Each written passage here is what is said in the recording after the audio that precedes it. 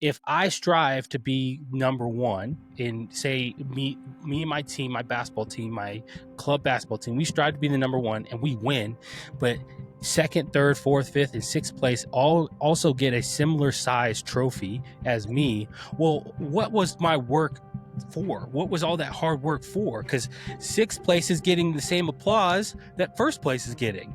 You know what I mean? And so, what value is there in actually winning or dedicating your time and your efforts toward your craft to be better, to become the best, if everybody's just going to be rewarded for it? And so you lose that power, that drive to say, hey, why do I that drive to improve, continually grow? If you know at the end of it, like, hey, it doesn't matter, we could go 0-12 this season, we're still going to get a trophy.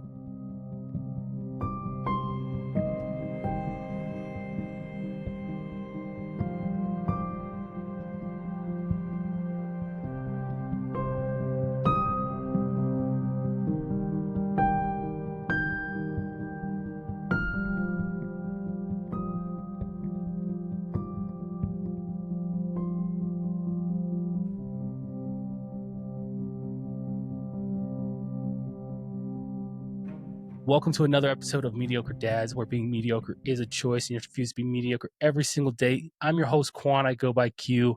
And on this episode, we have a very special guest.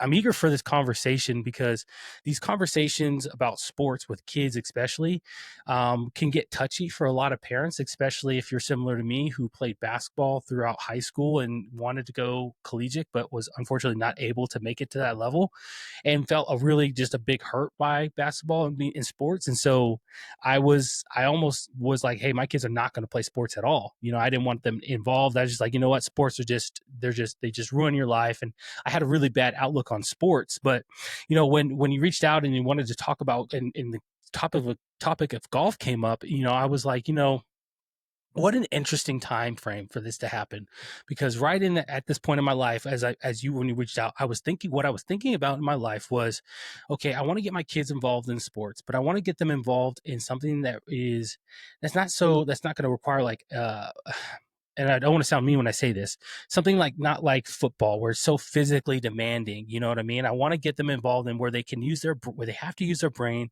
where they can have a good time, and there's some elegance to it. And for sure enough, my parents were over at my house at the time, and the Masters were on, and my dad had the Masters on every single day, and so he loves golf. And so I'm thinking to myself, I'm like, okay, so golf. I was like, golf, I don't like watching golf on TV, but maybe if my kids were out there, maybe it would be an interesting thing to do. So I don't know, maybe something to look into. And then sure enough, you reached out. So guys, you can tell I have Joseph Bronson here. He's it's going to be an amazing conversation that we're going to have. But Joseph, diving right into it, can you tell the audience a little bit about yourself and how the whole thing of golf came about for you?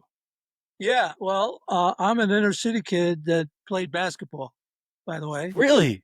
and I Okay. played Okay. I played high school ball, and I did make it to the D1 level, Awesome. um, and played and played and played and played into my I was a sponsor of the John Wooden Awards in Los Angeles. I've met Mr. Wooden and a number of wonderful people. In fact, Bill Walton, et cetera, was a very, Yeah. very great. We had a lot of fun at these award shows, seeing the best kids in the country. Uh, but anyway, so golf came to me very. Golf. I was, essentially product of a middle class Italian neighborhood in New Haven, Connecticut. So for me, there was no such thing as golf.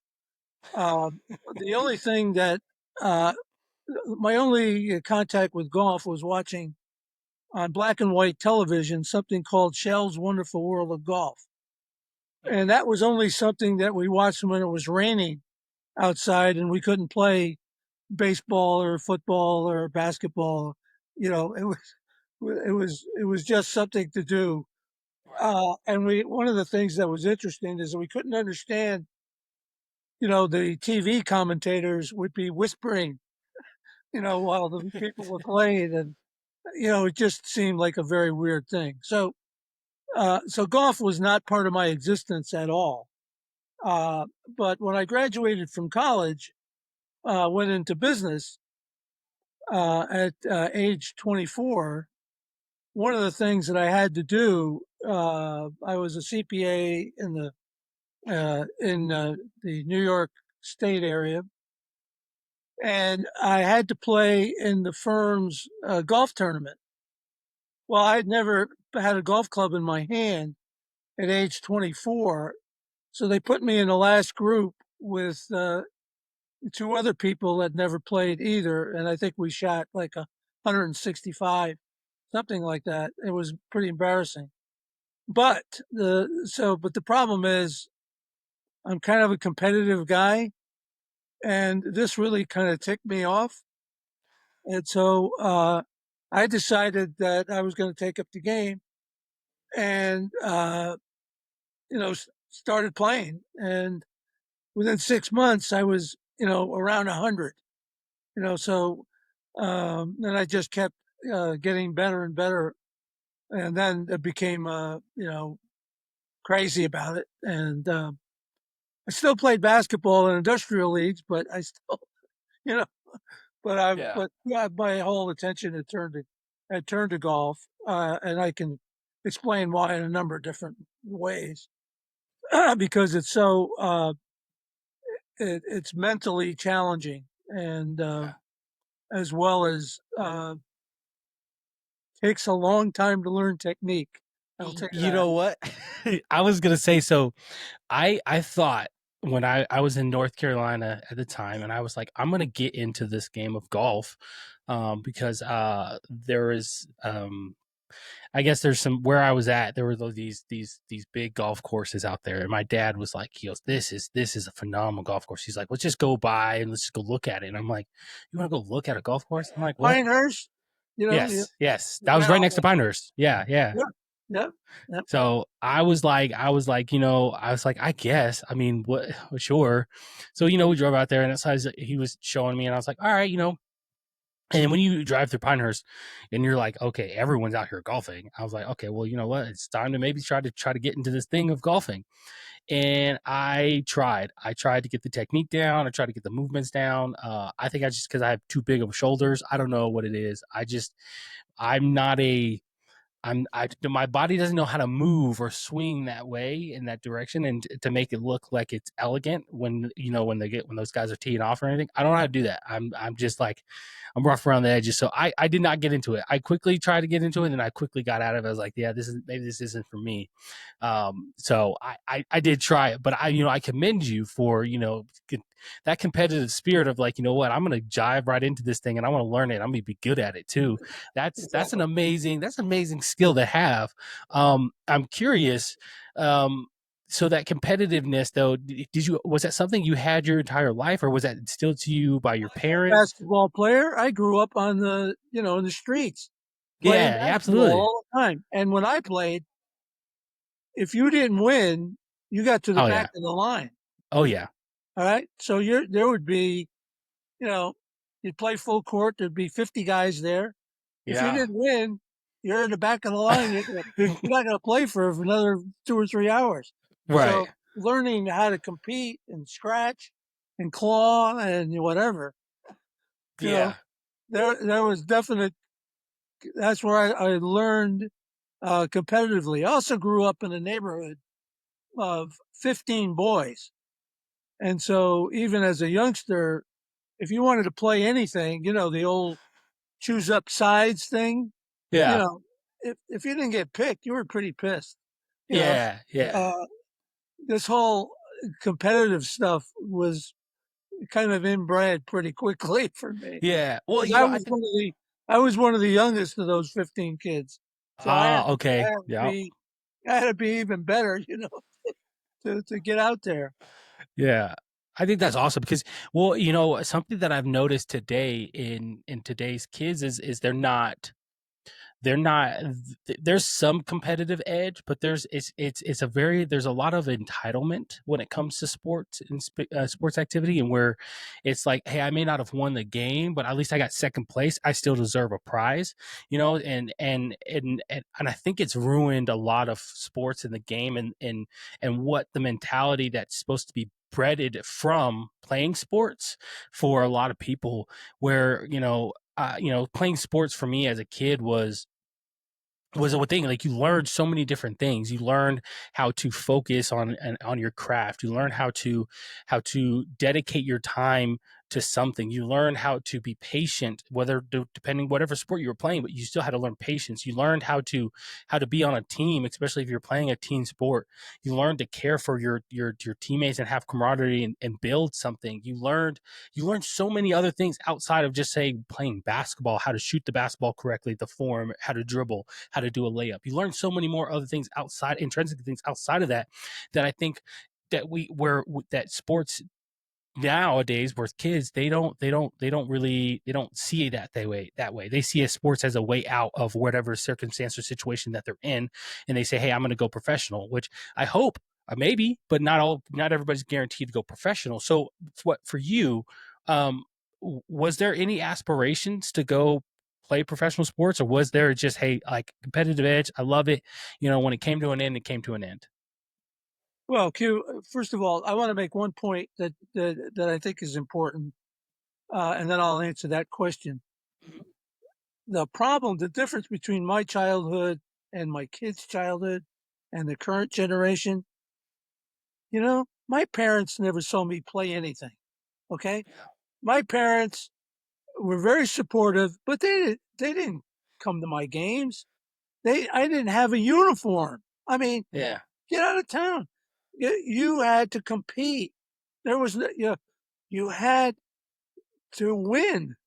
There Mm. was no participation trophies.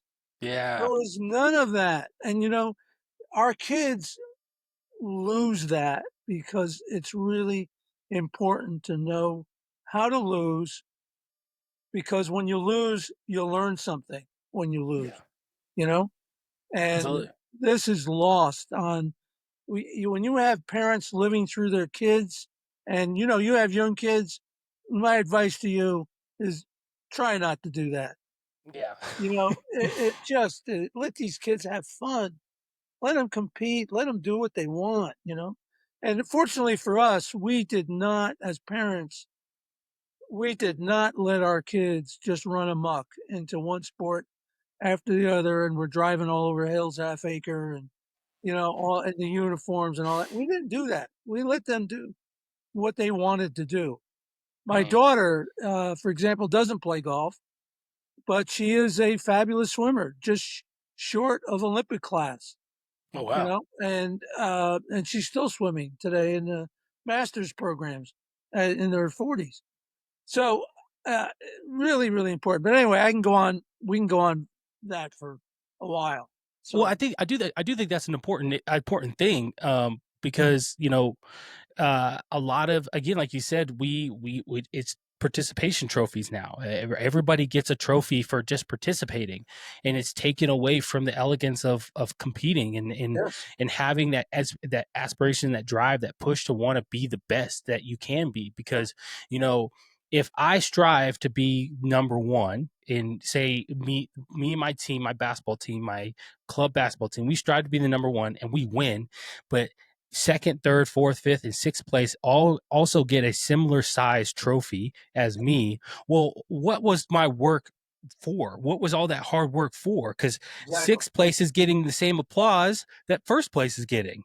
You know what I mean? And so, what value is there in actually winning, or dedicating your time and your efforts toward your craft to be better, to become the best, if To everybody's just going to improve be it. rewarded Hard. for it? Yes, yes.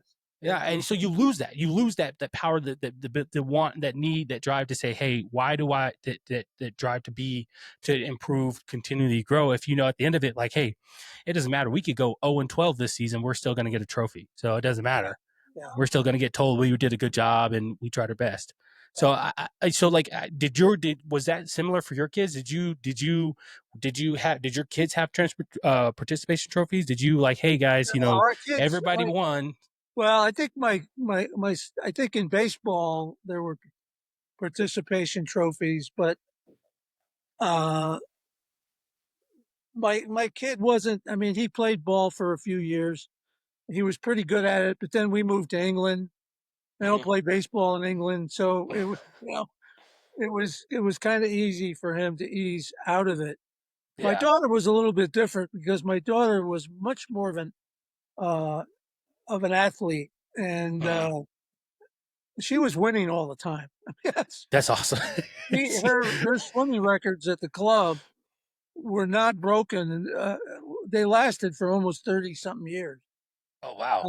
And and she played softball and she ran cross country, etc. So we don't have a lot of participation trophies laying around here. We got a lot of trophies.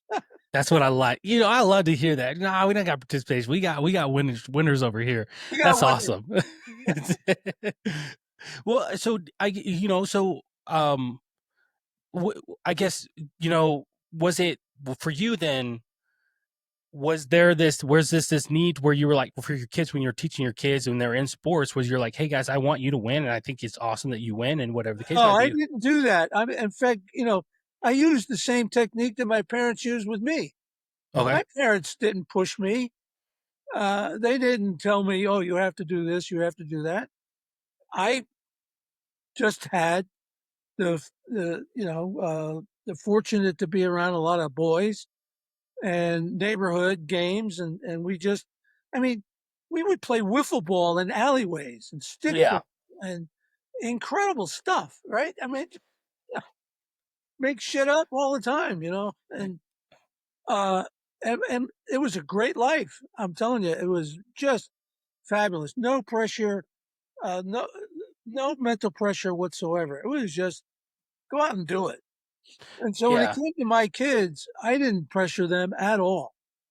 And we'll talk about that when we talk about the uh, getting into the golf regime, uh, because I wasn't in favor of doing that. My daughter learned to swim at a very young age, like 4. We had a pool. We have a pool here in California, uh, and she just when we put her on the swim team, she just kind of just took off, you know. Yeah.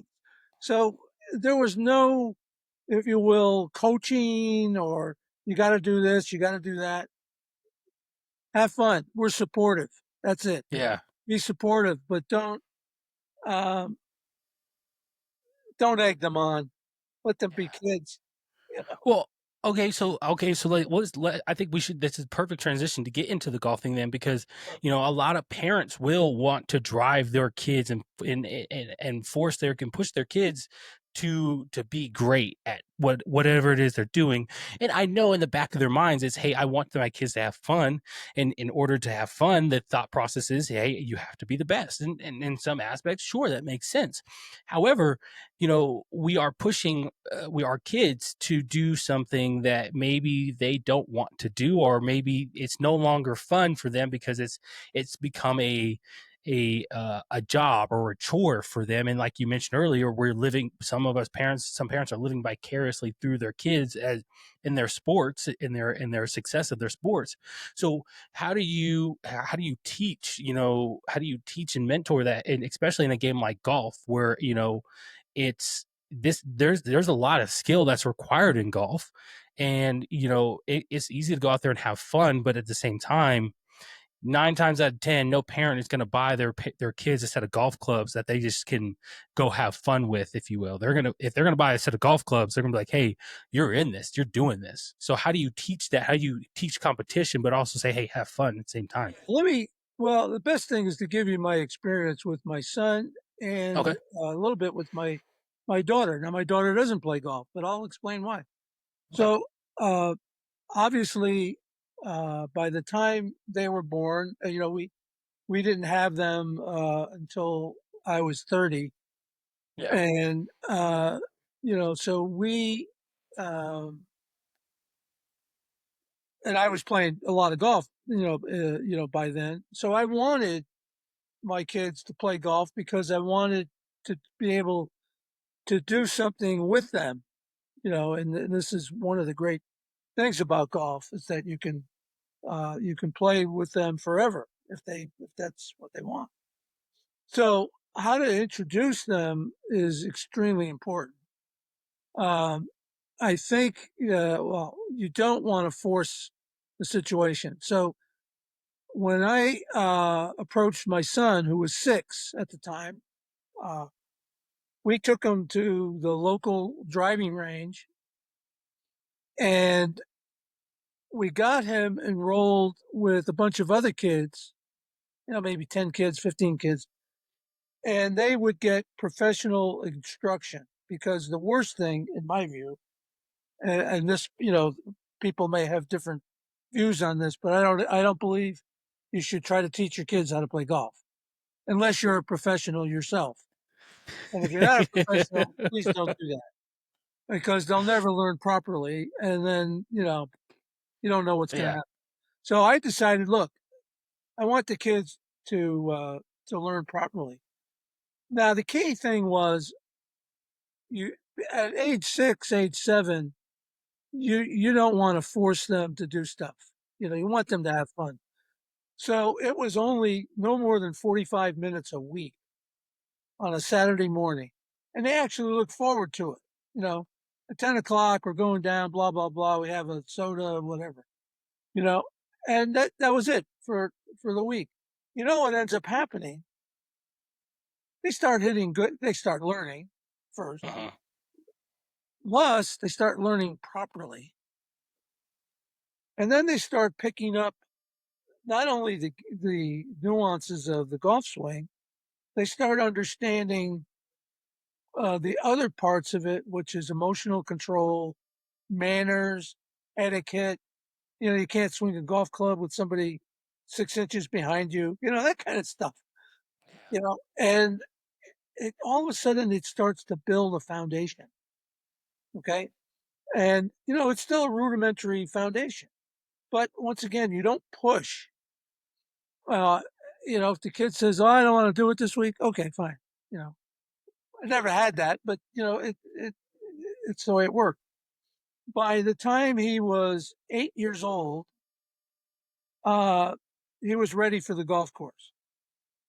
When I say ready for the golf course, that means we would play from the women's tees, and once again, a couple of holes, 2 or 3 holes, no biggie, no pressure, just have fun.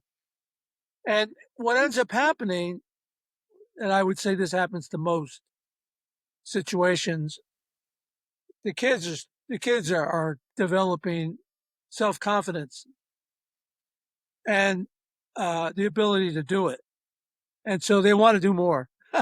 So they Yeah. start pushing. They start pushing you. They want to do more, etc., and then it just feeds on itself. That's how it worked with my son. Uh, we ended up moving to England when I think he was 10, 12. He was 12, and uh, we would do the same thing, except he was good, right? Uh, and we would go to the range. He wanted to go. Well, we played every Sunday together That's awesome. at a private club in England. And one of the highlights of the trip was it was about a 20-minute drive, 25-minute drive from the house.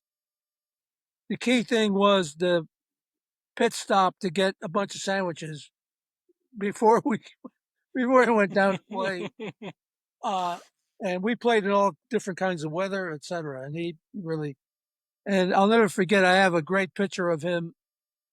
We played St Andrews, the old course at St Andrews, Scotland. Uh, he was 13 years old, and the starter at St Andrews looked at me and said, and this kid is like 4 feet 6 inches. Uh, do you have a handicap certificate for him? and I pull it out of my back pocket. And his handicap was 9 at that age. Now that's pretty cool, right? Yeah. And he proceeded to stripe the ball right down the middle of the fairway. He shot 80 at Wow.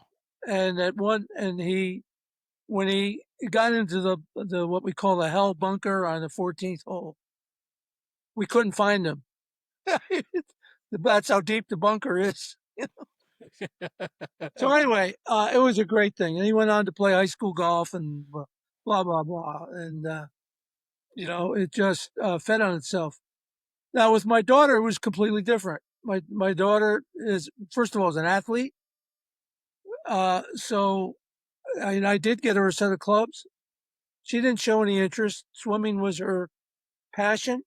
We supported that. She could play, but she didn't show interest. I didn't push her, so she doesn't play. You know, Yeah. it's okay.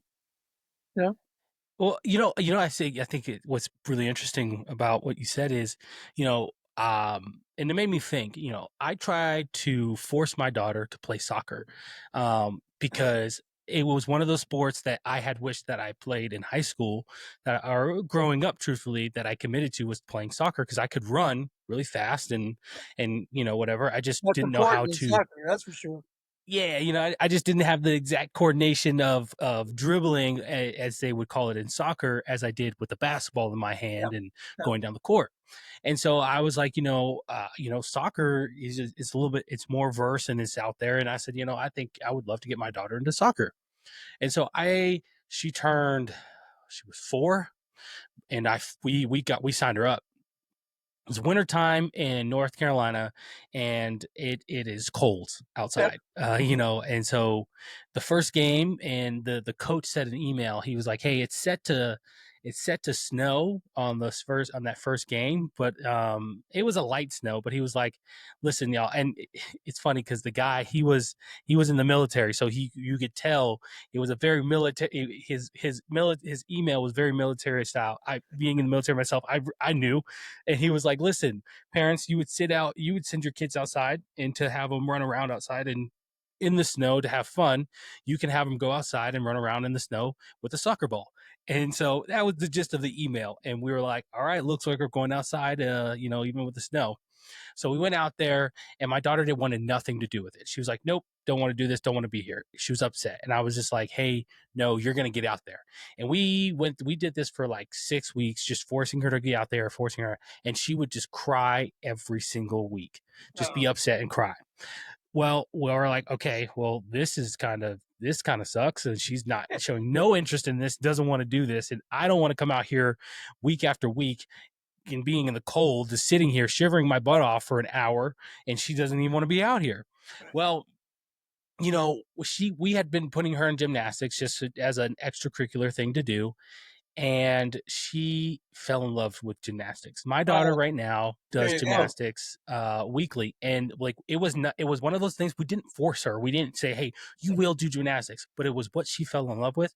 And every week she's like, hey, I when do I go to gymnastics again? Oh, it's on Thursday. Okay, okay, cool. I'm ready for gymnastics. I got to go to gymnastics. This is what we're learning. She shows me her cartwheels and hard things. And you saying that really made me realize, like, oh, okay, like, I didn't force her to do gymnastics, but she loves it. It's something she loves and she gets into, Fantastic. and Yeah, it's great for her. So I love that. I love how you said it, because I think that's what a lot of parents do, is they try to force their kids into a peg hole, if you will, that they see, or that they wanted themselves when they were kids to do, and it doesn't work. It's sometimes I would say most of the time it doesn't work because the kids don't have the passion that you have for that said sport, because they don't have the life experience that you have. So right. they're just like, who cares about kicking a soccer ball around? This is kind of dumb. I don't mind kicking it with my cousins or something, but like to go play for fun, that's not really fun to me. Like I don't want to do that. Yeah. But she loves gymnastics, and Yeah. so I think that's phenomenal. So for your son, though, the passion getting into it, um, Was there any, as he got better and as he started getting, to be, you hear you tell him the handicap 9, which, guys, before this, I did not understand what a handicap was until he explained it to me. So I do appreciate you explaining it to me. So, but him being, at a young age, handicap 9, you guys are golfing in England or Scotland, which I think is freaking awesome. Was there any aspirations at that point where you were like, okay, he could go somewhere with this, or was it to say, you know what, still have fun? I'm going to keep back off. I don't want to pressure him too much. Well, you have to realize that, particularly today, there are a lot of good players. Yeah. So what you have to do is, yes, you have potential, but when you get to that level, what I'll call a single digit handicap, it's pretty much up to you about where you want to take it. Mhm. Because for you to get, I'll give you an example. For example, if you're a 20 handicap and you can get to say a 15 handicap just by playing, practicing, getting a little bit better, etc. And you could do that in a, say, 3-4 month time frame. Mhm. If you're a 9 handicap and you want to get to 8, could take you a year. Oh, wow. All right, because it is really, really hard to maintain. Okay, so I'm a 7, and I'm very lucky to be able to keep it. I vacillate between 7 and 8. Now, one time I was 1 or 2, and my kid was the same, 1 or 2. But I'm 76 years old, so there's no way that I'm going to get any much better. Oh no! Right? Look, some of the best golfers are the older ones out there who got some time. You got some Yeah, experience. I'm sorry. I have a great story for you if you have time. I Oh have yeah, a yeah, wonderful absolutely. story about this. So, there's a club champion, in fact, a former USGA president. I won't name his name, but former USGA president. He was president a couple years ago. Mhm. Club champion of Burlingame Country Club. Okay, in California. He has a handicap of plus 1, +2. Oh, I didn't know So that was a thing, but okay. well, that means that he's even better. Oh A wow. professional like a Tiger Woods is like a +8. Oh Okay, crap. Okay. okay? Okay. That kind of thing. All the pros are in that thing. So this guy is like a +2. He's 50 at this point in his life. He's about 53 years old, and he's the chairman of a large investment bank.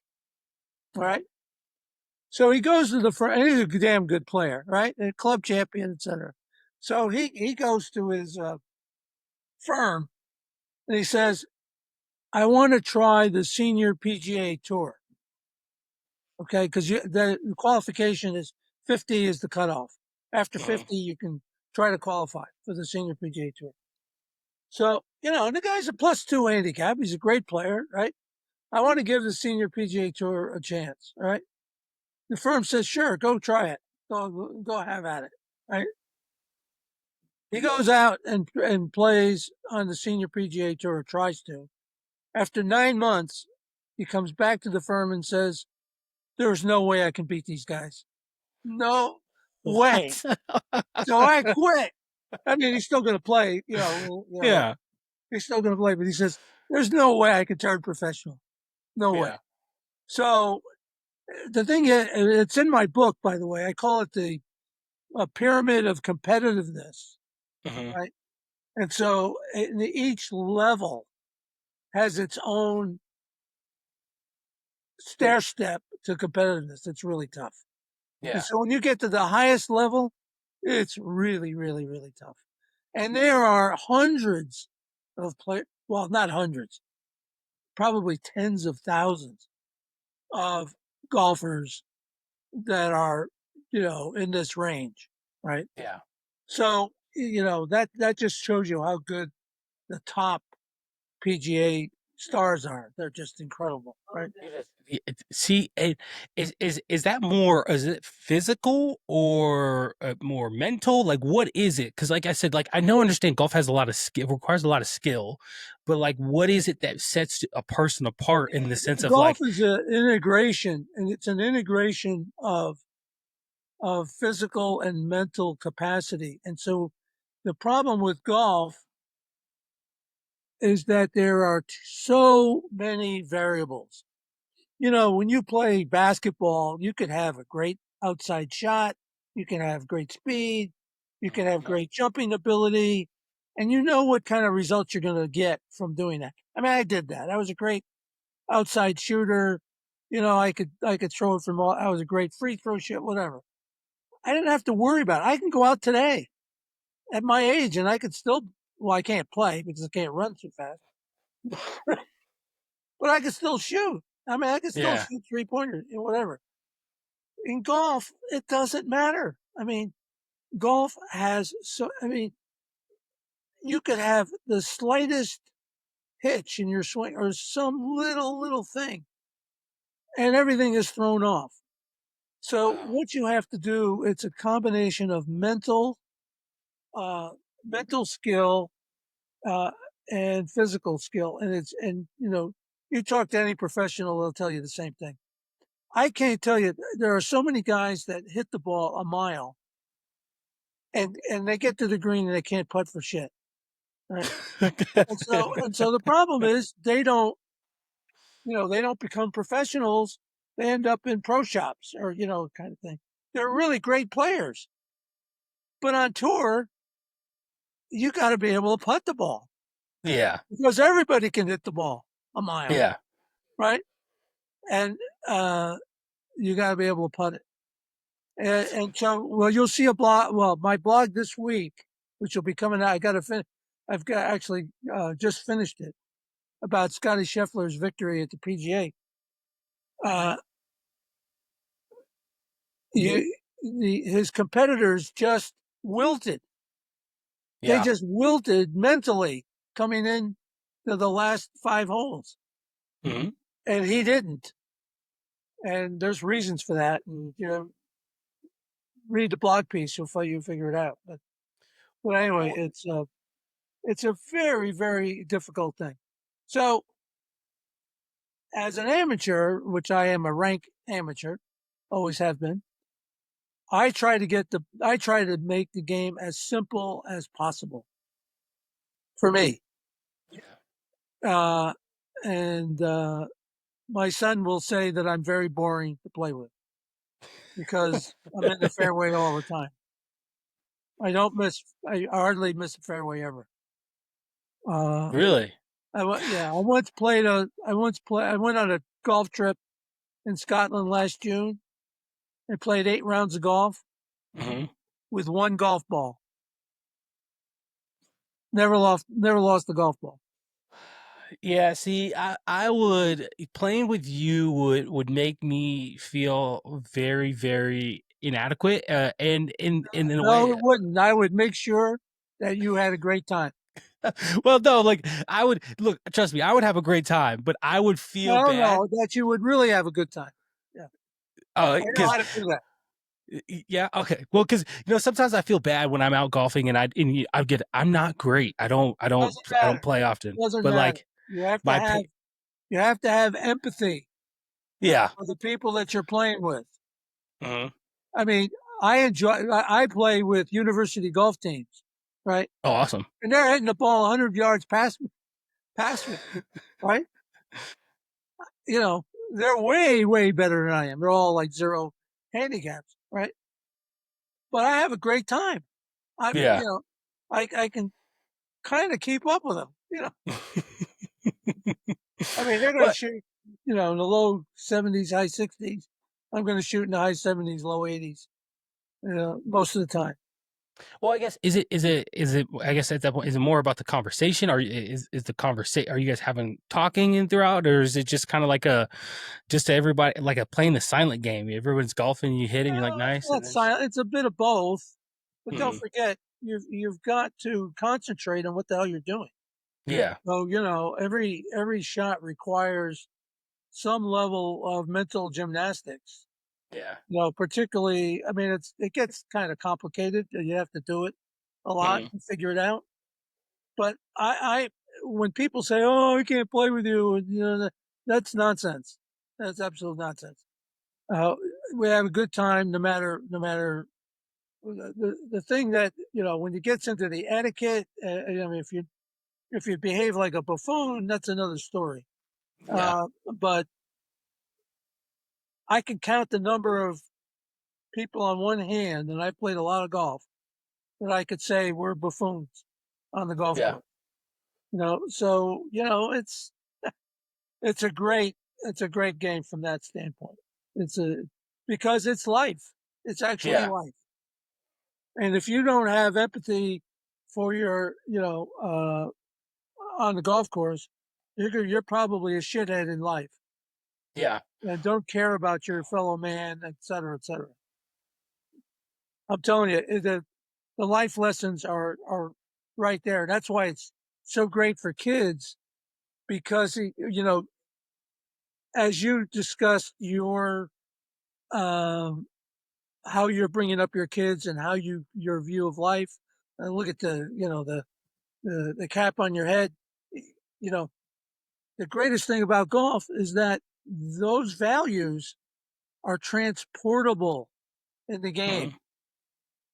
Not football. Football, you just got to kill everybody, right? Right. Basketball, you got to dunk on everybody, or ball. You got to Yeah. ball it up, right?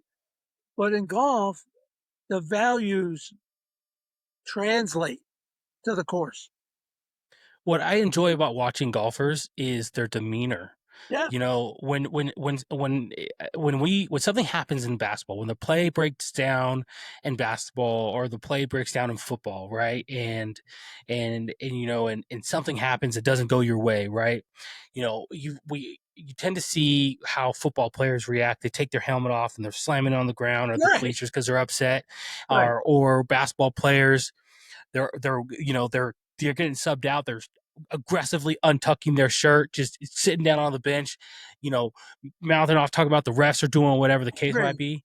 Right, angry. very angry. But what I noticed about golfers is you'll watch something, and again, I don't necessarily know all what's going on. And I'll ask my dad, I said, okay, didn't that what just happened? Wasn't that bad? He goes, yeah, it wasn't what he wanted. But he's already formulating a plan on how to get out of it. That'll And tell you what emotions work against you in golf. If Yeah. you start getting angry, if Hmm. you hit a bad shot and you start getting angry, I guarantee you get another bad shot. Y- Yeah. and it just multiplies. You've got to toss that bad shot away and then readjust and get back on the horse. Right? And that's That you watch the yeah. professionals, and they'll do that. Yeah. You won't see I mean, once in a while, it's kind of funny. Yeah. I saw a guy this weekend take his driver and smash it to bits. Oh, That's well then. highly, and this guy's a U.S. Open champion, so Wow. uh, highly unusual Mhm. behavior. And probably the first time he ever did it, he apologized profusely, you know, for being an idiot. You know, Yeah. but you can, but in football, you know, after you've slammed the quarterback to the ground, you start, going to the crowd, high fiving everybody, and as if you've just killed somebody. It's just, Yeah.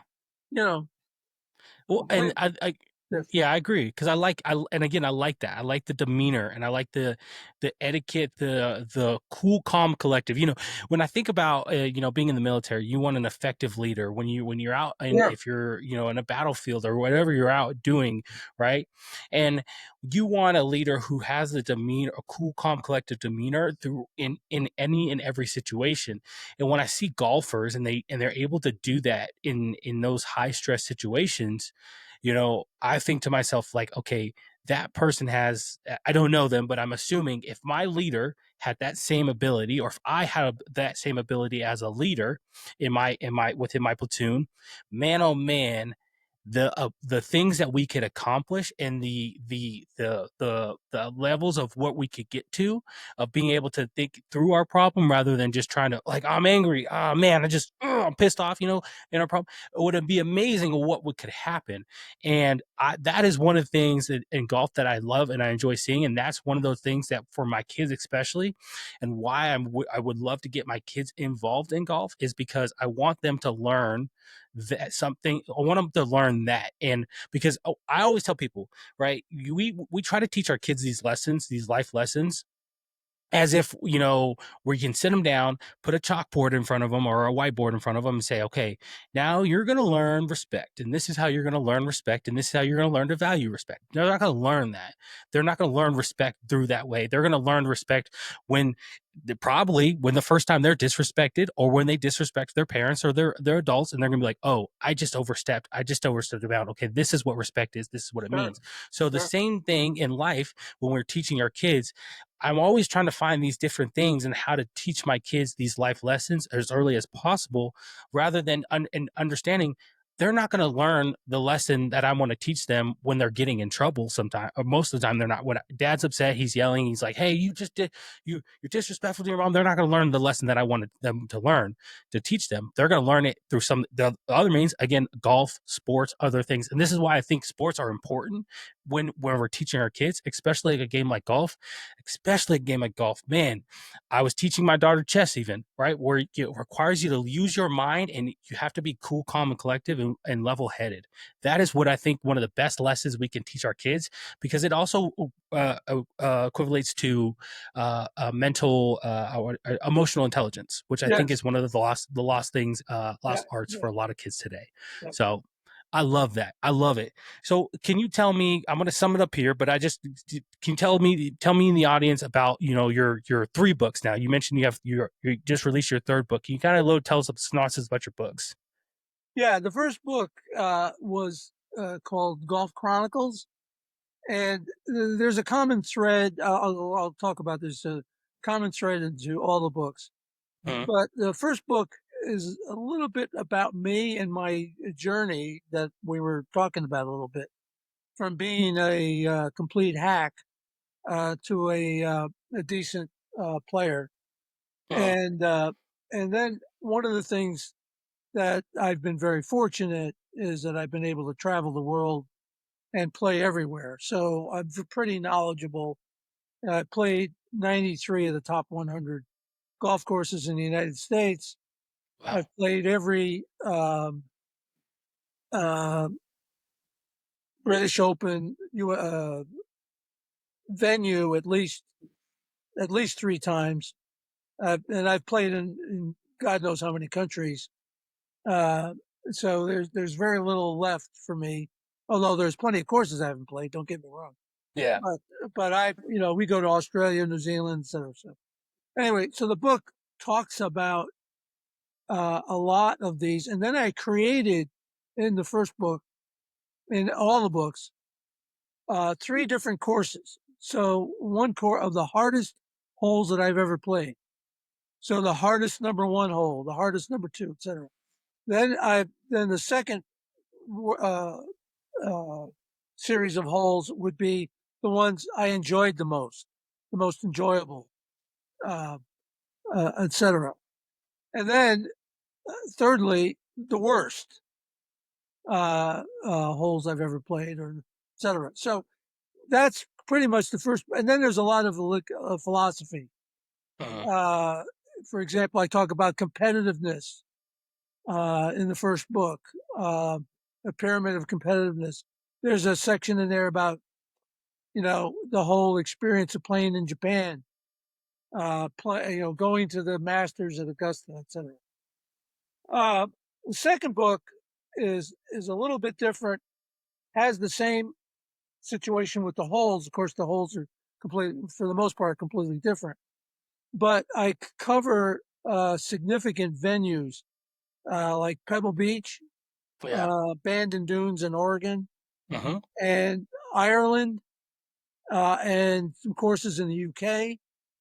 And in those situations, I'm telling you how the professionals play the golf courses and Yeah. how they play certain holes.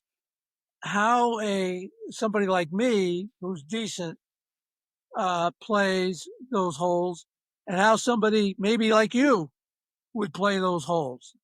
That high handicapper and not too much experience. So I do that, and that's half the book. That then in the second half of the book, I decided to try, and I think it worked pretty good. But A lot of people liked it. It was a complete short story fiction about a business executive who uh, uh, quits his job and tries to win the U.S. Amateur Championship and ends up playing his best friend in the finals. And so the whole character development, how that happens, Yeah. that's half the book as well. So that's the second book.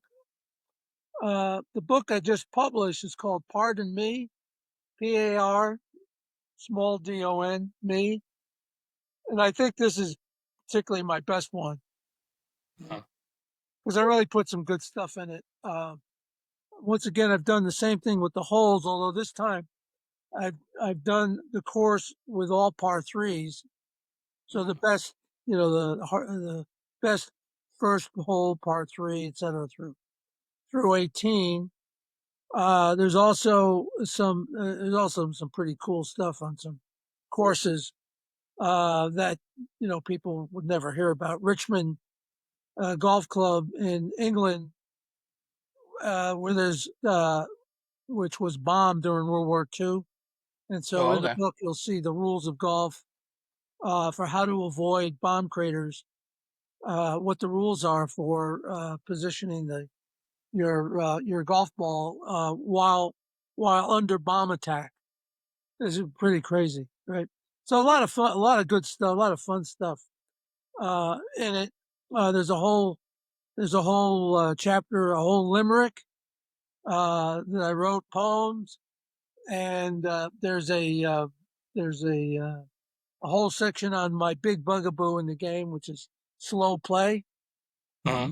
And I'm very critical of some of the greatest venues in the country, so that don't see when you slow play is to me insulting. It's a lack of etiquette. Nobody cares. If you go to play Pebble Beach and you pay $650 to play a round of golf, pretty expensive, right? Oh yeah. You should be able to have a good time. You shouldn't have to. It shouldn't take you 6 hours to play. But Pebble Beach doesn't care, and and people don't care because they paid their $650, so they feel entitled, and it's a lousy. To me, it's a lousy experience, and um, it kind of really ticks me off. But anyway, there's a lot of good stuff in the book from that standpoint. That's awesome. Well, hey, Oh, Joseph, thank you. there's also in two of the books something called the Shanks. Oh The gosh, I do Shanks that all the time. is the worst. It's actually worse than saying the F word on the golf course. Oh Uh, really? the Shanks is when you hit a ball at right angles Mhm. because you hit the ball in the hosel, so it goes directly right. It can kill somebody. Oh. You'll definitely lose the ball, and it won't go anywhere. And it's like nobody knows why it happens. It comes out of Mhm. nowhere. Fortunately, it hasn't happened to me, but I've seen it, and it's devastating. Yeah. But anyway, a lot of good stuff like that. That's awesome. Look, I encourage all of my viewers to go check out his books, especially his new ones, or his new one, Pardon Me, which uh, you know, I think there's a lot of dads. Dads love golfing. Like I said, Well, make sure you get one for your dad. yeah. Well, like that's what I was thinking of. Your dad will love this Yeah, book. In fact, yeah. if he listens to this, he'll say, "Yep, yep, yep." I bet you that'll be his response when he listens to this. Oh, definitely check out his books, guys. The links to his books will be in the description below. The link to his website will be in the description below, so you guys can check that out. Joseph, thank you for coming on. It means a lot to me. It was an awesome conversation, awesome talking to you. I appreciate you coming on, being a guest on the show. Guys, like I said, check out his stuff. He'll be in the description below. Of course, subscribe to the channel. It means a lot. And of course, as usual, guys, being mediocre is a choice, and you have to refuse to be mediocre every single day. That is all I got. Mediocre Dads out.